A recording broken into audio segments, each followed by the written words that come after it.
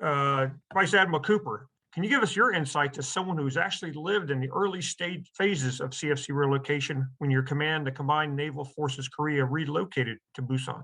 Sir. I sure can. So we were the, as you described, the first component to shift. And the original plan was that we would shift 50% of the U.S. Navy staff down to Busan from Yongsan, and then 50% would remain up in Seoul, and then ultimately shift to Camp Humphreys. But we saw an opportunity after that first 50% move down to Busan, and we seized it. And having gained great operational traction and effectiveness with that 50%, we approached General Brooks, and with his encouragement and then direction, we shifted the plan. And the plan, using the simple principle of unity of effort, was then shifted to have 95% of our staff down shoulder to shoulder with the ROK Navy in Busan.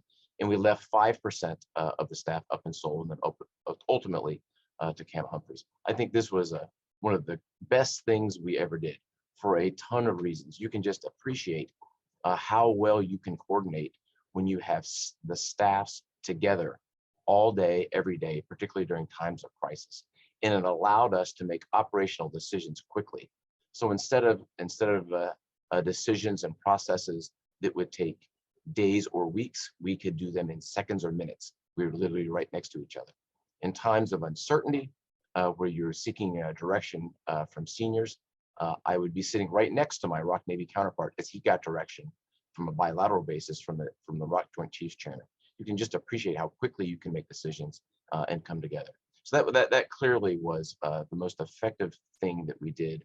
It allowed us to become operationally intertwined, and at the component level, it really became such a powerful center of gravity for us to move forward operationally.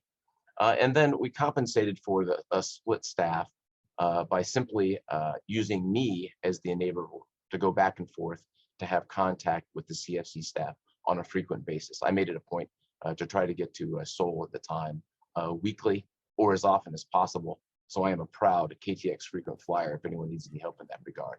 But it was, from my perspective, it was a move that paid off over and over again, particularly at the time no one could have anticipated, a time of crisis. Thanks so much. And Command Sergeant Major Payton, we know you had the pulse of what the service members and their families were feeling and thinking, and how all of this change was affecting them. We'd love to hear your thoughts and your experiences and the feedback you were receiving.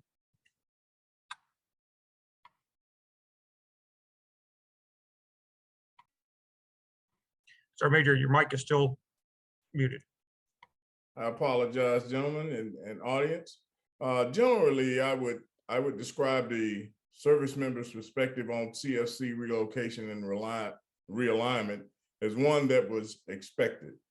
But as we all know, with any major changes in positioning or location comes a bit of angst and at the same time, excitement.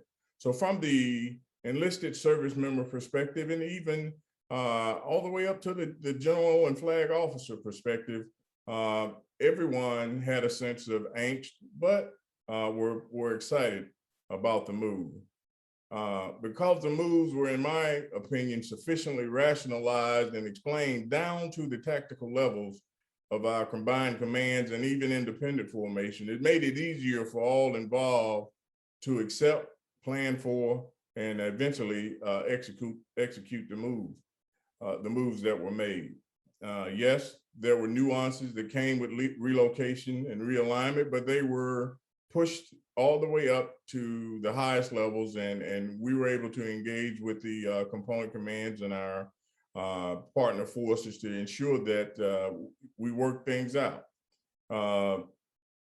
Let's be honest, many people don't get overly excited about having to pack up their dwellings just as they've gotten things situated in a comfortable setting. Likewise, with realignment comes demands, and these demands as well cause angst. You know, some of the things that you're trying to figure out is where you fit in the overall scheme of things. As mentioned, the younger service members were excited about the move, but at the same time concerned. And there's a beauty in this. They were concerned that they would be some distance away from the friends that they had made in the local community from the areas that they were moving from.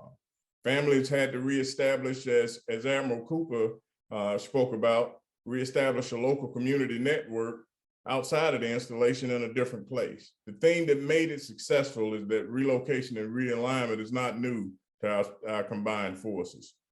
The key to success in the CFC, in my opinion, was the preparation that went into it, all the way down to the soldier, sailor, airman, and Marine level. Bottom line, when we started the relocations to Busan and Pyeongtaek, everyone, to include family members, accepted the move was happening and were on deck, working hard to make sure that the move happened in as seamless a way as possible.